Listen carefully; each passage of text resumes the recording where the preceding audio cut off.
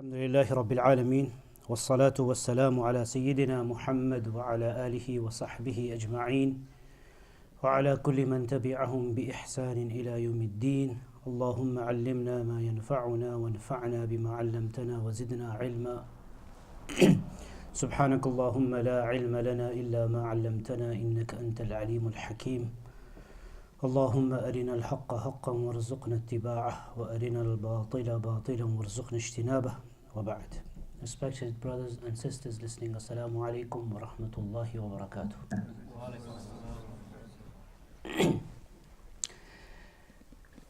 Alhamdulillah, we thank Allah subhanahu wa ta'ala.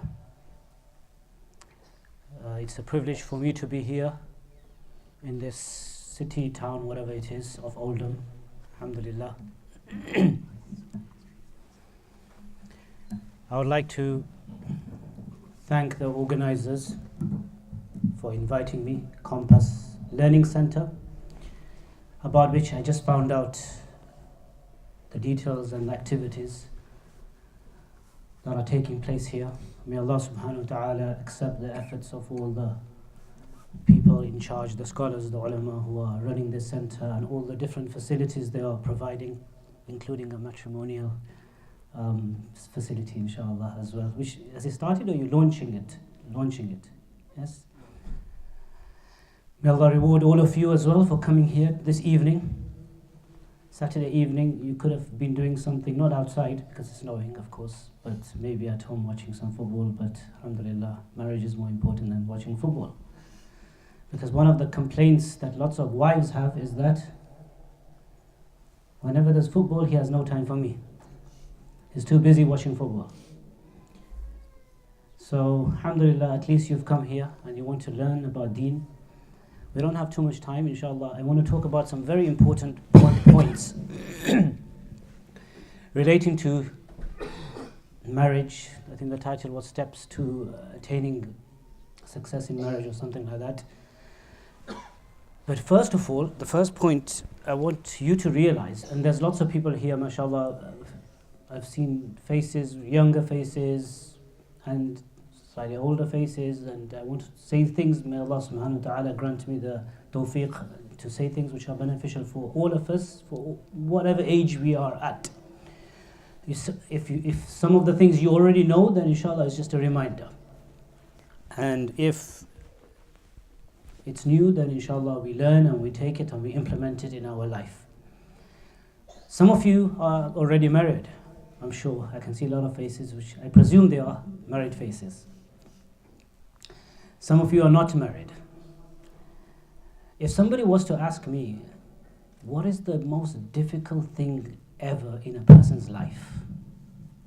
The greatest mujahada, or the greatest, let's just use the word, J word, jihad. Yes, jihad has different meanings. The greatest struggle in life, from an Islamic point of view, as well as just generally from a life point of view. What is the most difficult thing? And not just ask me, ask any of the imams, ask them. And not forget imams, ask all the married people on planet Earth. What is the most difficult thing in life for you?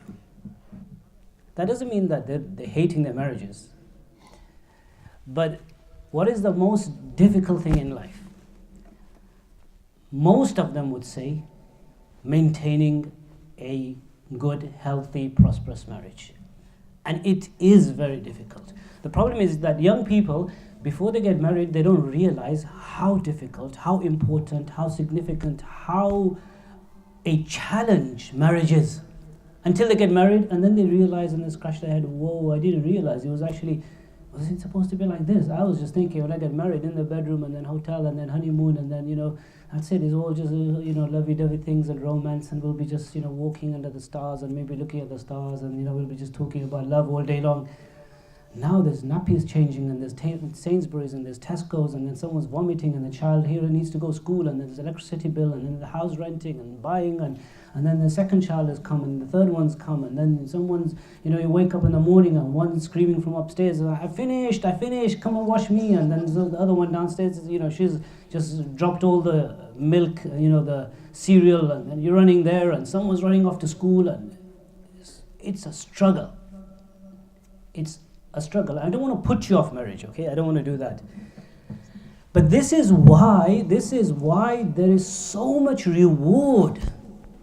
There is so much reward in marrying. If you look at all the various ahadith of the Messenger sallallahu alaihi wasallam, there are so many hadiths that talk about the fada'il, the virtues, the benefits, and the virtues of marriage. Arba'un min sunan al-mursaleen, 4 things are from the sunnah of all the prophets. Sunan al-Tirmidhi, the Messenger sallallahu alaihi wasallam said, 4 things are from the sunnah of all the prophets. One of the 4 things is an-nikah, marriage. And there's just so many hadiths that talk about the benefit and the virtues of marriage. There's so much reward. Now, I remember once I was teaching a course on marriage, and I was going through the hadiths of the virtues of marriage, the rewards on marrying. A brother from the audience, he put his hand up, he said, I have a question. I said, go ahead. He said, I was just thinking, when you are describing and relating and explaining all these hadiths about the virtues, the thawab of marriage, a thought came to my mind, that when I look at Islam and all the rules of Islam, everything looks like difficult. In order to attain the pleasure of Allah, in order to attain Jannah and obtain the pleasure of Allah subhanahu wa ta'ala, everything, if I look at all the acts of Islam, they all seem difficult, and that's right. That's actually in the hadith. The hadith of the Messenger sallallahu alaihi wasallam said, "Hujibat al-naru bil-shahawat, wa hujibat al-jannatu bil-makarih." Jannah, paradise, is veiled with difficult things, apparently difficult things, makarih. So waking up for Fajr Salah is difficult, fasting in Ramadan, Hajj, staying away from sins. Apparently difficult things in order to enter Jannah. There are difficult things. And remember, when we say difficult, it's just difficult in the beginning. Those people then who become accustomed to worshipping Allah and practicing deen, then they find pleasure in the deen itself. But it's apparently, from the outset, initially in the beginning, it seems difficult. So the Messenger sallallahu alaihi wasallam said, "Hujibat al-jannatu bil-makarih, wa hujibat al-naru bil-shahawat." And Jahannam, hellfire, is veiled with apparently pleasurable things. Again, apparently. So apparently zina, apparently not offering salah, apparently stealing, apparently, all the haram activities, they're apparently pleasurable. But remember, again, apparently, ask those people who indulge themselves in these haram activities, they might get an momentary type of pleasure, but deep inside, they themselves, in their hearts, there's no peace, there's no tranquility. They don't find the sweetness of life and tranquility. That's another topic.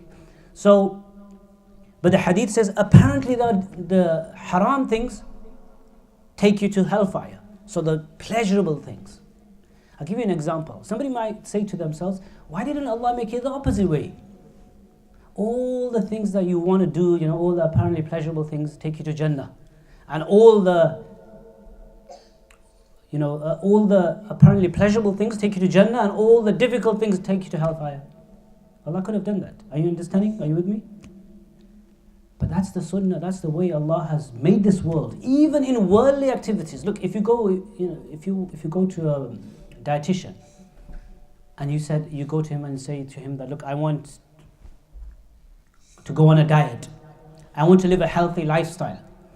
Can you prescribe for me a diet? What shall I eat? I want to be healthy. What will he say? Burgers, doner kebab, crisps, fizzy drinks, chocolates, cakes, pizzas, as much as you can, as many sweets as you can, you will be very healthy. If you want to be unhealthy, then eat fruits and vegetables and then this, that's unhealthy. That's the way it is in the world as well. If you want something, you have to take the difficult path. If you want to be healthy, then you have to strive against yourself, and you need to eat that which you don't really want to eat. But then that makes you healthy. And the things that we want to eat, doner kebabs and burgers and all the unhealthy junk food that we love eating, that food makes us unhealthy. So this is the sunnah, the way of Allah subhanahu wa ta'ala in all aspects of life. So even in Islam, all the apparently difficult things takes us to Jannah, and apparently pleasurable things takes us to hellfire. So anyway, I was saying that this brother asked a question. He said, when I'm listening to you talking about all the rewards for marriage and for nikah, you receive this reward and that reward, it seems to me that in everything in Islam, all the difficult things that take you to Jannah, but there's only one exception to that. So all the rewards you get for salah and fasting, like everything that takes you to Jannah and gets you a lot of reward from Allah, are all difficult things. But from what you are saying, there's one thing, nikah, marriage, that it's part of the pleasurable things, but it takes you to Jannah, and it's not like the pleasurable thing that takes you to hellfire. I said, your question is right, and how you've understood everything is fine. But then I said to him, brother, can I ask you a question before I answer? He said, yes. I said, are you married? He said, no. I said, that's why you're asking the question. When you get married, after 2 years, let's see if you say the same thing. That it's a very, apparently easy thing to do, and that takes you to Jannah. Because it is more easy to pray 5-time prayers. It is easy to worship Allah all night long. It is easier to offer tahajjud prayer and qiyamul layl. It is easier to fast all day long until 9:30 in summer. It is easier to perform hajj. It is easier to stay away from sins than maintain a prosperous, long-term, blissful marriage life. And I honestly say this, you can ask a lot of the other ulama and imams as well throughout the country and here and everywhere. What is the topic, or what question do they receive the most? I've been answering questions for the past 15, 16 years. People ask me, on what issue do you receive the most questions? I don't have to think twice. On a weekly basis, there's about 20 issues, mail or phone or email or whatever, marriage problems and divorce. 20, that's just me. Imagine every person receiving 20, every imam, everywhere. 15 to 20, on average, people are coming with marriage problems, to the point that now it seems that no marriage is surviving. And people have done surveys as well. It's actually better here in the UK than if you go to North America. I've been to North America many times. When I say North America, Canada and America. Whatever happens there, happens here later. But down there, I remember I've taught the marriage course there like good 6-7 times, different places. We did some survey and research there, and one of the brothers, he did some survey. He said that time, this was about 6-7 years ago, that 1 in every 3 Muslim marriages end in divorce. And now I think it's probably 1 in every 2. So 50% of marriages end up in divorce. Hardly any marriages are surviving. Hardly. What's the reason? What are the reasons? And that's what I want to talk about in the next few minutes. I want to encourage people to marry, of course. But before you get married, look at these reasons. This is a family system of family life that Allah subhanahu wa ta'ala has given to us in the Qur'an and Allah's Messenger sallallahu alayhi wasallam in the Sunnah, both practically and verbally. That's why there is so much emphasis on social rulings on Islam. There is so much emphasis on mu'ashara, which is a branch of the teachings of Islam. Mu'ashara means social laws, not just marriage, but social laws. Islam is not just restricted to just worship and prayer and fasting and zakat and hajj. If you look in the Qur'an, there's so much emphasis and detail regarding social laws. And the Hadith is filled with these social rulings. If you look in the Qur'an, we don't even find details. Allah subhanahu wa ta'ala in the Qur'an does not even go into the details of salah. We offer 3 rak'ah maghrib right now. There's nowhere in the Qur'an 3 rak'ah maghrib. Do you know that? There's nowhere. That's why when people say, give me ayah of the Qur'an, that's it, I believe only in the Qur'an. If you only believe in the Qur'an, you will have nothing left from your Islam. Nothing. There's nowhere in the Qur'an all 5 prayers, how many rak'ah they are. Just about, I think, Isha has been mentioned. Fajr, in the Qur'an al-Fajr, and there's another place, Fajr has just been mentioned. And Isha has been mentioned. And Asr has been alluded to, Salatul Wusta. And that's about it. Just the name. Nowhere in the Qur'an. That's why we have the Sunnah, which is a commentary of the Qur'an. It's an explanation of the book of Allah subhanahu wa ta'ala. Without the Sunnah of the Messenger sallallahu alayhi wasallam, you have nothing left from Islam. And Allah left it to the Messenger sallallahu alayhi wasallam to explain the Qur'an. Otherwise, if everything was written in the Qur'an, we'll have like 48 volumes of the Qur'an. We just about read one volume of the Qur'an, 800 whatever thousand pages they are. Otherwise, you'll have 48 different volumes. We're never able to complete a recitation of the Qur'an. So the Qur'an gives just pointers and highlights and just bullet points. All the commentary is in the Hadith. And Hadith and Sunnah is so vast. Do you know how many Hadiths there are? Hundreds and thousands. Just so many Hadiths, just books of Hadith. Sahih al-Bukhari is not the only book. That's one of hundreds and thousands of different books that have been compiled on the Sunnah of the Messenger sallallahu alaihi wasallam. Recently there's some scholars who in Pakistan, under the supervision of Mufti Uthmani, Hafidhahullah, they've started an initiative to compile. This is for some of the students who've studied and some of the ulama. Started to compile, and I'm sure you probably heard of this, all the hadiths that are in existence on planet Earth into one compilation called al-Mawsu'ah.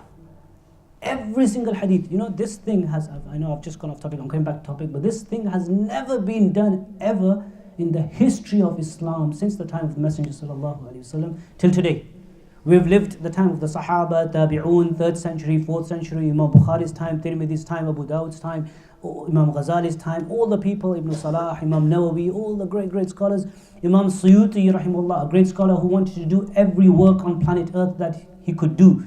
He started compiling, he wanted to compile like a good collection of like every hadith in one place. He passed away halfway through doing his job as well. That book is not in existence anymore. Some people here wrote, Jam'ul Fawaid and Manba'ul and this and that, and people tried a few things here and there. Nobody could do it. Hopefully this will complete, but this is a team of like 12 scholars under the supervision of Mufti Uthmani, who checks and verifies every single hadith. They are gathering into one compilation 910 books of hadith. Those that are published, and many of them are not published, all the hadiths in one compilation. One volume has come out, second one's coming out soon. And that compilation, they say it's going to be like 40 to 50 volumes. So every single hadith, beginning till end, into 40 volumes. The encyclopedia of hadith collection. In one place, and all of them will be given numbers. So this is number 1, 1A, 1B, 1C, 1D, 1E, 2, 3. And they want people to refer to these hadiths like we refer to the ayat of the Qur'an. So right now, anyone says in the world, surah number such and such, ayah number such and such. Whether you're in Somalia, or whether you're in Mecca, or whether you're in Bangladesh, or you're in Japan. Everyone knows there's one ayah of the Qur'an. Like that, every hadith will have a universal number that anyone who wants to refer to it, you just say that and you know which hadith we're talking about. So anyway, this hadith compilation is massive. So anyway, so much emphasis given in the hadith. So I was saying in the Qur'an, Allah subhanahu wa ta'ala mentions bullet points, doesn't go into detail. Maghrib Salah has just not even been mentioned in that this 3 rak'at. But when it comes to social rules, when it comes to mu'ashara, when it comes to communal laws, how to live with one another, how to treat people around you, Allah subhanahu wa ta'ala in the Qur'an goes into detail, talks about business transactions. The longest verse in the Qur'an is about credit transaction. In Surah Al-Baqarah, it's called Ayatul Mudayana. Ya ayyuhalladhina amanu idha tadayantum bidaynin ila ajalin musamman faktubuh walyaktub bainakum katibun bil adl. Allah tells us, write when you take a loan. He talks about mahar and dowry and divorce. Even if there's divorce, how should a divorce take place? Allah mentions that in the Qur'an. فَإِمْسَاكٌ بِمَعْرُوفٍ أَوْ تَصْرِيحٌ بِإِحْسَانٍ. If you have to go to a divorce, if a marriage has to end, Allah says, مَتِّعُوهُنَّ. Give them a small gift, which is called mut'ah. People have heard of mut'ah. There's that one mut'ah, but there's another meaning of mut'ah, which means giving a small gift. At the time of divorce, the Qur'an is telling us. The same Qur'an that doesn't tell us 3 rak'ah of Maghrib, leaves it to the Sunnah. The same Qur'an tells us, you know what, if you have to go for a divorce, then this is how you do divorce, and make sure it's amicable, and don't become lifelong enemies, and don't start pointing fingers at one another, and don't blame each other's families, and don't blame each other. Oh yeah, he was very good, but actually it was his mother. She was very good, but actually, the father, he spoiled it. everyone needs to blame somebody. The Quran is telling us don't do that. Just live amicably, just move on. There's no need to fight until you die. This marriage should have been death do us part. This is like now fighting, quarreling till death do us part. Until the rest of your life, people are going to fight. So the Quran is telling us how to divorce. And the Quran told us, give him a small gift. The man, it is mustahab, recommended to give a small gift to the wife, which will become an ex-wife, in the spirit to tell her that, you know what, we tried, this marriage didn't work. Good luck for the future. Here's a small gift, inshallah. May Allah give you a good, prosperous future life. It didn't work out between me and you. Hopefully you get a good husband, better than me, and move on. And she says to him, I wasn't good enough, or I was, but it just didn't work. May Allah give you a good wife, and it works out with her, and forgive and forget, and inshallah, good luck for the future. Assalamu alaikum. That's how a divorce should be done. And if children are involved, no problem, all amicable. You visit, I visit, you take. One of the greatest problems in our communities right now is when children are involved in divorces, people take out their anger and wrath on the children. When I say children, they don't think they're taking their wrath out on children. They think that they are what? Fighting the ex. Oh, don't let my son see the father. One of the greatest harams and sins that any human being can do is deprive their children from visiting their father or mother. There's nothing greater. There's lots of harams, but one of the greatest harams you can do. It's a massive crime. People are so-called practicing, apparently. They pray 5-time prayers. They come from a religious background. She's wearing a niqab and hijab and doesn't let the ex see. Just because, she takes it out against him that you can't see. No, I'm not going to let you see. All your salah and everything's gone down the drain, sister. You can't commit a worse crime than this. It's a massive sin. I wrote about this quite a few times. It's absolutely haram to deprive connection between a father and children or mother. It could be a father's side, whoever it is. Your problems are your problems. You're actually not doing injustice to your ex. You're actually doing dhulm and oppression on your own children. They might say, no, I don't want to see dad. And you've brainwashed them, number one. Number two, they're too young to make that decision. Number three, every child needs a father and a mother. That's why Allah made mother and father. Otherwise, Allah would have just made father and father. Like nowadays, people want just father and father. Do you get what I'm saying? Nowadays, people want just mother and father and father. That again is going against the natural fitrah. Every child needs to grow up, because a man, father is different to a woman. Mother is different. Motherhood is different to fatherhood. There's masculinity in fatherhood. There's femininity in motherhood. Two different types of, there are two different genders. And a child growing up, a daughter growing up, needs protection of the father, needs the love and concern of the mother. A boy growing up needs a father and mother. Everyone needs a father and a mother. And this is why half the people today are out, Muslim and non-Muslim. They're away from whatever track they were on when they were young. Reason being drug abuse and all of this. Major reason, 80% of the reason the problem is because of torn families, because mother and father are separated, because of coming from broken families. You look at all the crime rates, whatever you're looking at, do survey of all the people who are involved in crime and young children who have no purpose in life and nothing. They come from broken families. I'm not saying all the time divorce is a problem. Sometimes if you have a divorce, and do it amicably and have both parents who will give their attention and give their care and attention to the children.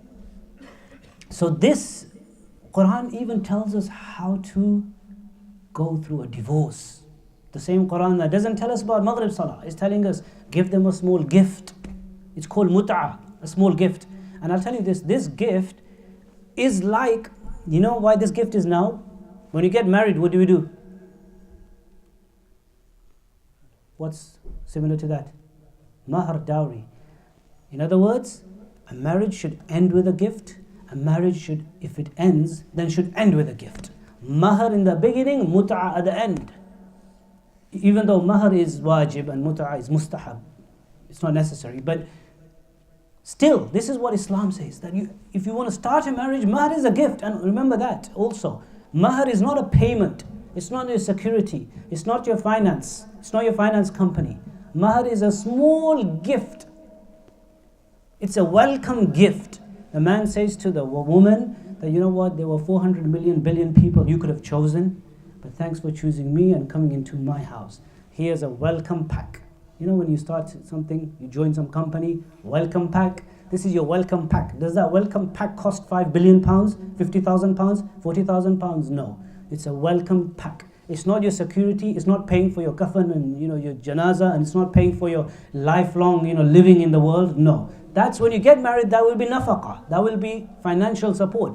Mahar has to be just basic, and this is why this is another problem. Fixing excessive amounts of dowry is also wrong in Islam. Sayyidina Umar ibn al-Khattab radiallahu anhu used to say, أَلَا لَا تُغَالُوا صَدَقَةَ النِّسَاءِ. Beware, do not fix high amounts of dowries for women. فَإِنَّهَا لَوْ كَانَتْ مَكْرُمَةً عِنْدَ اللَّهِ لَكَانَ أَوْلَاكُمْ بِهَا رَسُولُكُمْ صَلَى اللَّهُ عَلَيْهِ وسلم. If fixing and stipulating high amounts of mahar and dowry was something considered noble, then the person most rightful of this would have been your messenger sallallahu alaihi wasallam. But Allah's messenger sallallahu alaihi wasallam did not fix high dowries. That's why we have Mahar Fatima, which is a sunnah. Remember, Mahar Fatima is not the only sunnah. Mahar Fatima is the mahar which was given by who? Sayyidina Ali ibn Abi Talib karramallahu wajha, the son-in-law of the messenger sallallahu alaihi wasallam. Given to who? To his daughter. But there's also, actually, many scholars say the proper sunnah is the mahar that the Messenger sallallahu alaihi wasallam himself gave. That's called mahar azwaj al-Nabi sallallahu alaihi wasallam, the dowry given to the wives of the Messenger sallallahu alaihi wasallam. But they're very similar, small amount of dowry. It's not a massive amount of dowry. And remember, anything besides dowry is actually sinful. I mean, not giving is sinful. You can't give gifts, but anything made a condition.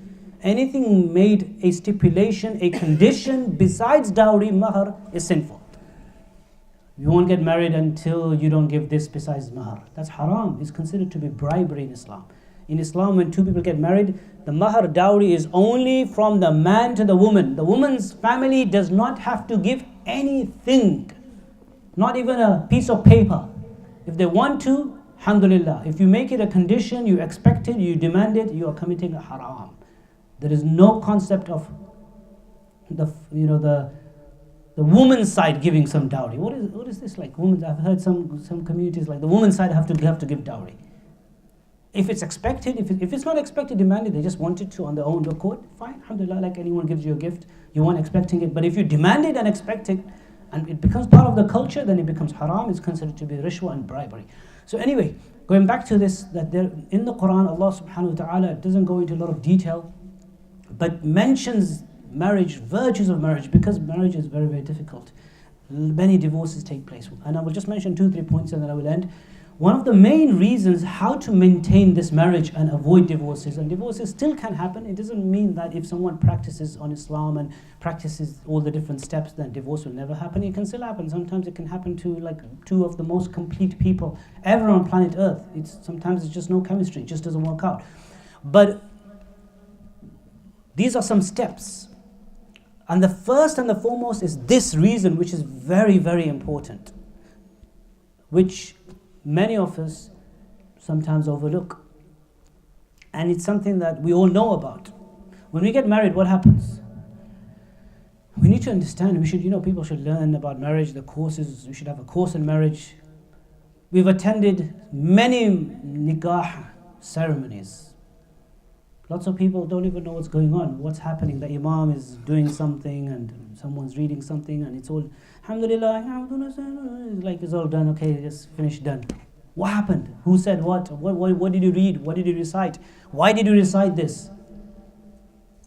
Everyone should understand. This is another issue in Islam, that we become cultural Muslims, we are raised as Muslims, we hear certain things and phrases all our life. We don't really know what they are.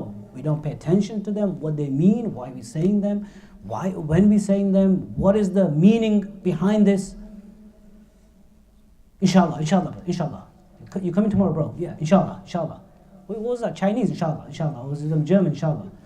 What is inshallah? You have to say it with the thought and the mind. Insha'a Allah. Like This is huge, a massive statement. If only Allah wills. When you say this, you should have all sorts of thoughts in your mind. You should think, this world, everything is in the power, it's in the qudra of Allah. I said I will meet you at 5. I will do everything in my capability, capacity to come and meet you at 5. But there are many things that could go wrong. I could die before then. I could, have an accident, Allah forbid. May Allah not let that happen. All these things, everything's in the power and qudra of Allah. With that intention, you say, Insha'Allah. Think. Every part of Islam, we should learn these Arabic terms. Someone passes away, something, Inna lillahi wa inna ilaihi raji'un, everyone, or Facebook post, someone passed away, Inna lillahi wa inna ilaihi raji'un. What happened, Inna lillahi wa inna ilaihi raji'un? What is it? Inna lillahi wa inna ilayhi raji'un. This is a huge statement. Allah says, Alladhina idha asabathum musiba qalu. This is not only for when someone dies. Any calamity, any hardship, any difficulty that befalls you in life, we say, Inna lillahi. Think, ponder. We belong to Allah. So, this means, this test, this trial, this difficulty, this hardship, this problem, this someone passing away, this job going wrong, we belong to Allah. He is the one testing us. He controls us. He has all right to test us. We belong to Him. He can do whatever He wants. We belong to Him. He can take us away. Allah's the one. We belong to Him. When we realize we belong to Him and we have love for Him, sometimes when you have love for somebody, even the test becomes easy. Again, going back to marriage, and I'm coming to marriage. I know I'm coming back to it, don't worry. But when sometimes you have husband and wife, there's two people romance, even a pinch from your wife feels a bit pleasurable. Ask the people in marriage, tickling you, or maybe punch you, your wife punches you, or not the husband, just make sure don't punch her too much. But if you, I said too much, just don't punch her, sorry. But when people are in romantic love, then even a bit of difficulty, hardship feels pleasurable. When we have this extreme love for Allah, then our illness becomes pleasurable. Our tests become pleasurable. It's not my enemy who's given me this illness. My hand's hurting, my head's hurting. But you know what? This is Allah who's given me this. So you think, Allah's just, it's my beloved. He's just testing me. He's a bit teasing me a bit right now. He loves me, I know. He's just doing this for my own favor. When you have this connection with Allah, then every hardship becomes pleasurable. It will be, basically, physically it will be painful, but intellectually you will be what? You will be content. That's why they say, aqlan, you will be content. But physically you will feel the pain. So, this is what inna lillah means. Inna lillah. We belong to Allah. So, and also part of this way, inna lillah, is that we belong to Allah. So He has a right to test us. And then wa inna ilayhi raji'un. And we shall be soon, very soon returning to Him. So the test is very short. Someone's passed away. It's very short. I'm going to pass away. This problem in life, it's very short. Life is 20, 30 years. Why be sad about a situation? Life is very short. Wa inna ilayhi raji'un. This is the type of mentality we should have with everything in life. That's why when you teach children du'as, teach them the meanings. When they wake up in the morning, not just lip service. Read the du'a. Why are you reading? Why are you reading? What's the meaning? Alhamdulillah alladhi ahyana ba'dama amatana wa ilayhi nushur. Give them the translation when they're 4 years old, when they're 3 years old, when they're 5 years old, when you go into the toilet, when you come out. غفرانك الحمد لله الذي أذهب عني الأذى وعافاني. If he's 5 years old, all thanks for Allah. Listen to my son's translation, which I taught him when he was 5. He still says this. I said, you need to do proper translation now. He's 9 now, but he's just turning 9 in 2-3 days. But I said, now you need to do the proper translation. But he says, no, I still like that when I was a 5-year-old translation. Oh Allah, thank you, for taking me to the toilet and everything came out from my tummy, because if it didn't come out from my tummy, I'll get ill and I'll go to the hospital. My daddy would have to take me to hospital. But that's a metaphorical, explanatory translation of the dua. Alhamdulillah alladhi adhaba anni al-adha wa afani. Every dua with thought, with deliberation, with reflection, with ponder, every aspect of life. Read the Qur'an like that. When you do a nikah and a marriage, what is the Imam saying? The Imam should actually explain to the people, you know what I'm going to do right now is I'm going to do a nikah. Tell the audience. In Islam, you don't even need an Imam, really. It's not like a Baptist church or something where the priest has to. You don't need. Nikah can take place in 6 seconds, 5 seconds. I give myself to you in marriage, I accept you in marriage. Took 4 seconds. 2 witnesses are there. That's it. That's nikah done. Everything else is sunnah or mustahab or recommended around it. The quicker as quick as nikah is done, that's as quick as divorce is done as well. He says, I've given you divorce, done. I have given you divorce 3 times, khalas, finished, ended. It's actually shorter, because here there's 2 statements for nikah. I give myself to you in marriage, I accept you in marriage. That took about 4 seconds. I've given you 3 divorces, that took 2 seconds. 2 seconds to divorce and 4 seconds to marry. And people are thinking about their marriage and planning for 10 years, and when I get married, and then I'm going to do this, and I'm going to buy this, I'm going to do this, and take money from here, and then I'm going to take loans from this place, and my marriage has to be the most unique on planet Earth, because nobody else marries in the world except me. I'm just a special attention seeker on planet Earth. So that's it. Mine has to be the absolute unique marriage that nobody ever has this kind of marriage. Just get on with it. Everyone gets married. Millions of people die every day. Millions of people are born every day. Millions of people get married. You're not the only person that's marrying on planet Earth. So this nikah, what is it? What happens? The Imam, he is actually reciting what is sunnah. He recites and he recites a khutbah. This khutbah is called khutbatul haja, which is not restricted for nikah.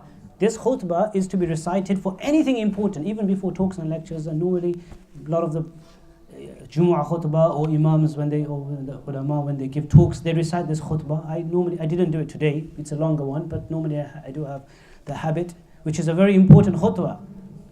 Alhamdulillah nahmaduhu wa nasta'inuhu wa nastaghfiruhu wa nu'minu bihi wa natawakkal, until the end.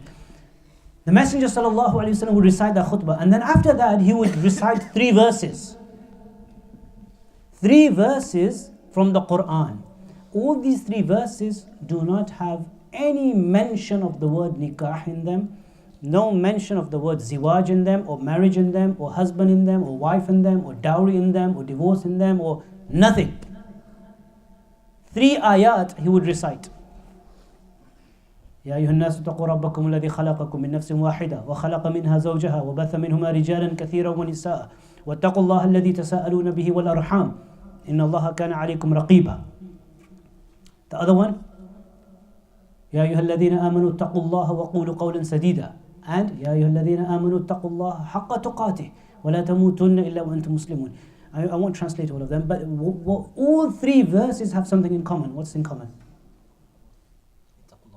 Ittaqullah, taqwa. What is taqwa? 4 times mentioned. In one verse is twice. وَاتَّقُوا اللَّهَ الَّذِي تَسَاءَلُونَ بِهِ وَالْأَرْحَامِ. And وَقُولُوا قَوْلًا سَدِيدًا. Fear Allah and say that which is correct. Say good things with your tongue. And then the 3rd verse. 3 verses, 4 times, ittaqullah. We translate as fear Allah, but really, we can't really translate the word taqwa. It's very difficult. Taqwa is much more than that. Actually, our whole life and deen and Islam is based on taqwa. That's why taqwa is probably the most often quoted or the most often quoted concept in the book of Allah subhanahu wa ta'ala. Taqwa means Allah consciousness, God consciousness. Before any human being, man, woman, says anything, does anything, makes any action, any gesture, or before he writes or she writes anything. Because today there's a lot, people write more and type more than they say. They use less of the mouth, but they use more of the fingers.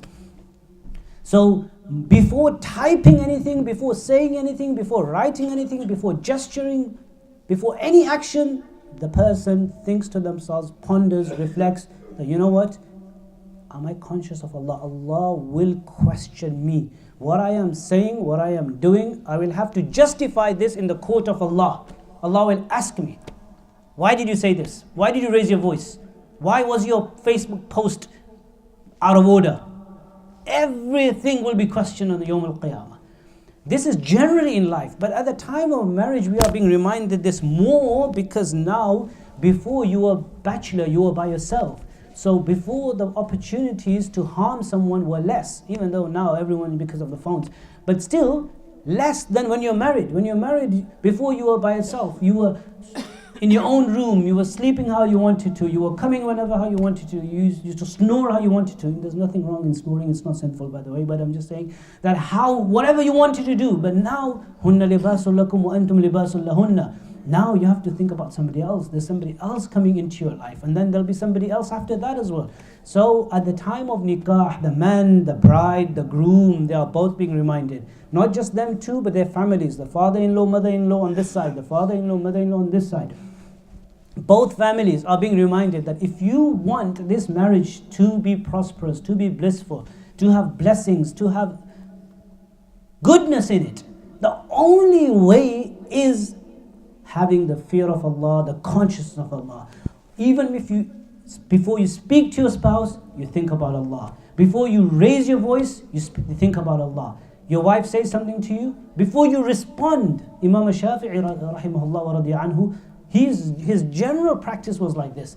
When anyone used to come and speak to him, talk to him, he would lower his face up for a few seconds and then respond. Somebody asked him, he said, why do you do this, O Imam? He said, I look down and think, حتى أعرف أن الخير في الكلام أو في السكوت.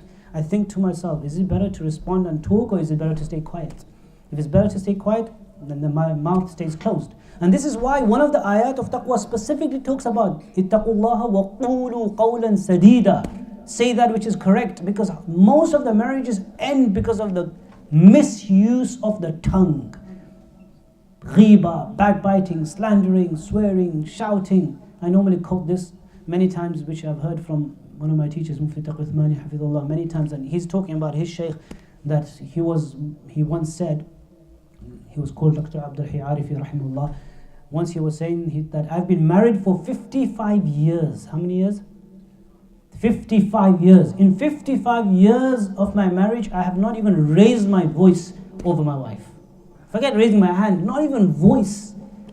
Mufti Uthmani, when he explains this, he says, he adds to this, that people think that the great shaykh and the great karama is, flying in the sky or doing some, lifting some mat and some money is coming out. This is the greatest karama. It's easier to fly in the sky. Imagine 55 years and you don't even raise your voice over someone you're sharing your house with, you're sharing your food with, you're sharing your bedroom with, you're sharing your bed with, you're sharing water with, electricity, gas, bills, everything, your children you're sharing, and you don't raise your voice. I mean, this is an absolute karama of the extreme level. Only someone who has fear of Allah, consciousness of Allah, someone who thinks to themselves that, you know what, Allah will ask me for everything. When you have this fear and this in the heart, when we live for the akhirah, if we don't live for the akhirah, then anything we can say, we can swear, slander, who cares? I swore today, who says, tomorrow is another day. I punched someone, tomorrow is another day, who cares? It's gone in history. But when we live for the akhirah, when we think that, whatever I've done, that's not that it's just done. It's not gone, it's finished. It's coming back. After I go next life, then my life is coming back from the beginning. What did I do from puberty till I died? Everything is going to be rewinded. It's not just done, dusted, that's it, new day. Whatever happened 2 years ago, I ran away with someone's money, who cares, finished. It will come back. Where's my money? Yawm al-Qiyamah, people will come. Where's my debt? Where's my loan? يُغْفَرُ لِلشَّهِيدِ كُلُّ ذَنْبٍ إِلَّا الدَّيْنِ. Every sin is forgiven for a martyr except debt. So this is why God consciousness, taqwa, the only way marriage can be prosperous. People have taqwa in their life. Along with taqwa, tazkiyah, which is connected, which is reforming of the soul, the heart, working on oneself. This is why we have so many problems today, because people have not worked on the souls. And this working on the soul, we do it superficially. People think working on the selves is like, okay, tazkiyah, I'm a big Sufi Shaykh and whatever, and that's it, I'm done. It's all superficial. I attend some gathering, I attend some talk, I attend some gathering of some Shaykh, and that's it, and I'm done, and done and dusted with. I've got a super high in my hand, and I'm a big Shaykh right now, or I'm a big, very pious person. This is a lifetime job, lifetime. We need to undergo a course of self-rectification. We all know we have these diseases and illnesses. And these are the illnesses and diseases, when we clean ourselves from them, they separate us from being an animal. These are all animalistic traits. Greed, for example. Have you seen greed in animals? Anyone seen greed in animals? Have you seen greed in animals? Take your children to a park and there's some ducks there or something, throw some bread and see how they fight for the bread. Have you seen them? Do you guys ever go to a park? It's a bit dead. Have you ever seen some swans or something? You give them fighting and they don't let each other eat and everything. They're fighting and quarreling about everything. We are exactly the same. You might say, no, if they give food, we're not fighting. It's because we have enough to eat. If we don't have, go to places where there's less food, you drop the food and they'll be punching and, I want the food and I want the food. We are like animals. These are animalistic traits. And I've normally said this, that some human beings are more animal than animals. Some humans are more animal than animals, and some animals are more human than humans. Think of that afterwards. But anyway, these are animalistic traits of greed, of jealousy. Until we don't work on these things, I think to myself, you know what? I've got jealousy. Now, if I want to be a good person, have good relations with my mother, my father, my husband, my wife, my son, my daughter, I have to work on this jealousy. This is a disease. Iyyakum wal hasad. This is a disease. What are the remedies? How do I work? Let me read books on this topic. Let me look at myself. Let me rectify. I'm not even saying, just do something superficially. If you want to work on it yourself, work on it yourself. But everybody has to work on it. It takes about 3-4 years to just about get out of this jealousy. Because if you're jealous, your mother-in-law praises your sister-in-law, you're going to have a fit. Oh, my mother-in-law, she praised the other daughter-in-law, or my father-in-law took the other daughter-in-law's, children with more love. And why don't they take my children in their, lap like that? Every small thing you're jealous. One sister-in-law is jealous with another sister-in-law, and you're jealous with that in their marriage. Everyone's comparing, why is my sister's marriage like this, and why is my marriage not like this? And why is my brother like this? Why is he earning so much? And why? Every part of your life there's going to be problems because you're jealous. It's a disease, and jealousy does not harm anyone except the person who is jealous. That's why we say, وَمِن شَرِّ حَاسِدٍ إِذَا حَسَدٍ. The first person to be involved in jealousy was shaitan. So this is tazkiyah. In order, honestly, there's lots of points. I have like 12 points. In order to make marriages work, I once compiled like 12 points. But this is one of those 12 points. And I think, forget all the other 11 points. Honestly, this point, this is why at the time of marriage, taqwa and tazkiyah is being reminded. We are God conscious. Every step of our marriage, we fear Allah and we work on our souls. We remove the ego. We remove the ego and we become sincere. And we'll end with the sincere part. I was going to mention 4 points from those 12, but there's no time for the other points. But just going to finish off this point. Part of this tazkiyah is to be sincere. Listen to this final point and then we'll end. Tazkiyah means reforming of the soul, reforming of the heart. Yes, you know what tazkiyah, you've heard of the word tazkiyah before. Tazkiyah means removing all the blameworthy character traits, jealousy, pride, arrogance, hatred, all of these things, removing them, replacing them, working on yourself to be humble, have humility, be selfless, not selfish. Selfishness is a disease that needs to be eradicated, removed, and replaced with a praiseworthy character trait of selflessness, etc. Sincerity. So sincerity is part of Tazkiyah. Sincerity means, what does sincerity mean? Sincerity means what? What's the opposite of sincerity? Doing things, showing off, ostentation, doing things for other people. If we have that disease, we've got problems in life. When you're getting married, we want to do a nikah and marriage for showing off. The more you want to please the creation of Allah, the more problems you will have in your life. You can't afford that big marriage, but you want to do that big marriage because of what people will say, because of image in the community. People take loans for marriages. People strive, even some non-Muslims understand this better. I once read an article by a non-Muslim. He said, is all the stress and anxiety of a big, massive marriage and this many people and that many people, is that really worth it? A day that's supposed to be a happy day, people are stressed. People are quarreling and fighting leading up to the marriage. Oh, we're doing walima, and are you going to call this, and you're doing this, and you've got stress. You don't really want to invite people. Real walima is when you what? When you feed people for the sake of Allah. This is ikhlas. Not for people, not for showing off. You don't even want to feed them for them. You're feeding them for the sake of Allah. It's sunnah, I'll get reward inshallah. That's it. You might feed 10 people. I remember one brother, he once, talked about this in a course, that so much of us, we eat and we overeat and we waste food. And there's people in African countries and other poor countries and war-torn countries where they are dying out of hunger and thirst.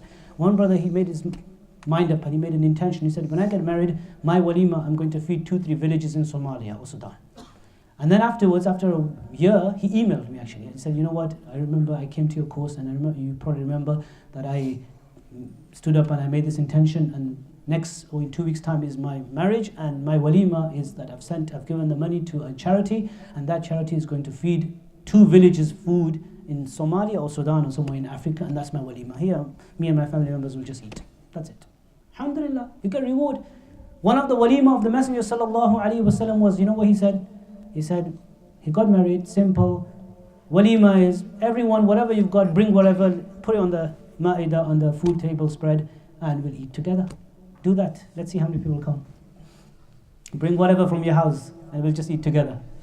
Simplicity. Why take the pressure? People, that money, I've said this to a lot of young people, that money, you are spending. Look, if you're spending money on your walima to please Allah, then inshallah, reward. But if it's not really, you don't really want to do it, but it's just because, what will people say? And you can never please people in the world. They will still come out from that walima whole and still, take a massive burp, and then they'll say, there was too much salt, and chair could have been better, and I've been to better weddings, and they'll still take something out, some fault out. And even if they don't, even if they're happy, so what? What's that going to do in your marriage? Are they going to go home? You know what? They're going to write a book now. Let's sit down, write a book. The great walima of the marriage of brother X and sister Z and whatever. And that's it. They're going to publish a book and it's going to be all over. And in W.H. Smith, you're going to find a book. The great walima of this person, and everyone's going to read. Even if they come out and they say, whoa, this was an amazing marriage. They said it, finished, it's gone in the air. Praise, what does praise do? Does praise give you like £100 every day? If praise gave you £100, maybe okay, do it, at least you get £100. But someone praises you, you hear it, it goes in your ear, and then you can't even hear it again. Oh, you're amazing. They don't keep on saying it, you're amazing, you're amazing, you're amazing, you're amazing, amazing. Oh, it feels so good, amazing. What's happening? And when someone says bad things about you, is it like pinching you? Is someone putting a knife? No, you're a bad person, you're a bad person. Who cares? If Allah thinks I'm good, you're not punching me. Praise and someone saying things negative about you shouldn't really affect a person. This is actually, according to one of the imams, I don't know who said this, is the highest level of zuhud, when praise and criticism are both equal to you. So anyway, this sincerity is part of tazkiyah. Every aspect of marriage we are sincere. When we say sincerity, this is a praiseworthy character trait. إِنَّمَا الْأَعْمَالُ بِالنِّيَّاتِ is the first hadith. Actions are according to intentions. We think this is just for salah. When I pray salah, I have to make sure it's for Allah and not showing off. Yes, we know that. But this sincerity is not just for prayer. It's not just for when you're reading Qur'an. It's for every aspect of life. So when you are marrying, it has to be with ikhlas, with sincerity. Why am I marrying? Not to please anybody or anything. I want to marry for the sake of Allah subhanahu wa ta'ala. My nikah has to be for the pleasure of Allah subhanahu wa ta'ala. When I get married, when I am good to my spouse, it is for the pleasure of Allah. It's not about me. Marriage, you make it about the other person. The man enters the marriage and he thinks to himself, this is not about me, myself and I. This is about you, yourself and you. He thinks that I am entering this marriage to give and not to receive. The woman thinks, I am in this marriage not about my rights. It's not about what I'm getting. I am getting married so that I'll get Jannah. This is an ibadah. This is a great worship. Through the union, through serving my husband, through being his good wife, I shall enter paradise and Jannah. Forget what he does in return. Who cares? My reward is in the akhirah. Everyone thinks it's a transaction. You scratch my back, then I'll scratch your back. If you don't scratch my back, then you're not getting biryani. It's a transaction. This is what happens. Everyone makes it, if you're good to me, if you smile, then you get biryani. If you're not smiling, then there's no biryani today. Or no fish or whatever. Fish is good. Fish is healthy food. You should eat a lot of fish. Fish is one of the best foods that you can eat. It's a good food. My favorite is fish. But anyway, what I was saying that this is what happens. So, marriage should be based on sincerity, ikhlas. Everything, when you smile at your wife, don't smile so that she cooks you nice fish. Smile because, why? Allah's going to be pleased. When you be nice to her, when you give her time, when you be nice to your husband, the hadith says, المرأة إذا صلت خمسها وصامت شهرها وأطاعت زوجها دخلت الجنة من أي أبواب شاءت. A woman who offers a 5-time prayers, fasts in Ramadan, obeys her husband, she will enter paradise from whichever door she wants. أيما امرأة ماتت وزوجها عنها راض دخلت الجنة. Any woman who passes away in a state that her husband is happy, she will enter paradise. Some people say, what about the wife? Okay, the hadith is not there, but you can apply it, no problem. That any man who dies and their wife's happy, inshallah, no problem. Then you'll enter Jannah as well, because everything they say, what about the woman's side? No problem, unless there's difference. Like if there's something about menstruation, then there's no equality. Okay, where's the man's menstruation? Because we live in a time, because equality, they want everything. Equality means equality, doesn't mean similarity. There's a massive difference between similarity and equality. Men and women are different. They've been created differently, psychologically, mentally, emotionally, from all different angles. And that's my second, third, fourth point, which I'm not going to go to talk about. But sincerity is very, very important. Every aspect, you are good to your spouse for the sake and for the pleasure of Allah.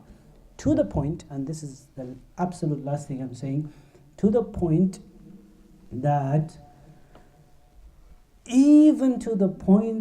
intimacy between husband and wife, this is a deep point, even intimate relations, bedroom relations, should be all about pleasing your spouse and not personal gratification. That will come. Personal gratification will be achieved even in other aspects of marriage, but it should all be about the other person. So the man has to think, the husband has to think, I am engaging in intimate bedroom relations with one intention. I want to satisfy my wife, who is a servant of Allah, a slave of Allah. If she's happy, if she's satisfied, she will have a good life, and she will have a good day, and she will worship Allah, and she will be satisfied, and through that I will enter Jannah. It's not about me, forget myself. Who cares about me? And the wife thinks as well, this is all about pleasing my husband. If he is pleased, he is saved from sins, he is not distracted outside, he is satisfied. Any good deed he does, everything, I get the reward, and I'm going to enter Jannah because of this. All the problems end then. They fight, he doesn't give me my right, and I don't give his right, and she doesn't do this, and is there rape in marriage? And all these questions come because of this spirit not being there. It's all about the other person. And you know what, I've said this particular thing, under the general hadith of sincerity, we can detect this, but I will give you a specific dalil on this. This is directly from a hadith. I'll just mention this hadith and I end. I know he stood up, so we have to end. And I need to go as well, actually. So, but there's a specific direct dalil from the hadith. We don't need a specific dalil because everything is for the sake of Allah, which includes this. But I'll give you specific dalil for this. There's a hadith in the Sahih al-Bukhari and Muslim and elsewhere where the Messenger sallallahu alaihi wasallam was once, some of the companions came to the Messenger sallallahu alaihi wasallam and they said, you know, O Messenger of Allah, the rich people have taken all the rewards. ذهب أهل الدثور بالأجور. They've taken all the rewards. Why? Because يصلون كما نصلي ويصومون كما نصوم. They pray, we pray. They fast, we fast. But ويتصدقون بفضل أموالهم. But they've got an advantage. They've got some money. They're rich, so they give so much to the poor, and we can't do that. We pray like they pray. We're equal in praying, fasting, etc. But when it comes to charity, we don't have the money. We can't do sadaqah. So the Messenger sallallahu alaihi wasallam said to them, hasn't Allah made other ways for you to get the same reward of sadaqah? He says, I'll tell you some more ways of sadaqah. They give money to the poor. If you don't have money, you can do so many different things, and that's also charity, sadaqah. That's also giving to the poor, and that's like sadaqah. And then he gave a list, different things. He said, saying subhanallah and alhamdulillah, كل تهليلة صدقة وكل تكبير أمر بالمعروف ونهي عن المنكر صدقة. And to the end of the hadith he said, وفي بضع أحدكم صدقة. One of you fulfilling the needs, sexual needs of your spouse is also sadaqah. That doesn't mean you don't have to give zakat and just do that, yes? You know, someone says, I don't need to give zakat, my zakat's in the bedroom. But this is, it gives you the reward. وَفِي بُضْعِ أَحَدِكُمْ صَدَقَةً. What did he say? Fulfilling the intimate needs of your spouse is what? Sadaqah. And what is sadaqah? Is sadaqah about receiving or is it about giving? When you give sadaqah, you're not thinking about yourself, you're thinking about fulfilling the needs of the poor. So even intimate relations is about, it's a sadaqah, so it's fulfilling the needs of your spouse. If we make our whole marriage, A to Z, from engagement, not just marriage, from engagement and throughout our marriage, if we base it on taqwa and base it on tazkiyah, then you'll see that marriages are prosperous, inshallah ta'ala. And with this, أقول قولي هذا واستغفر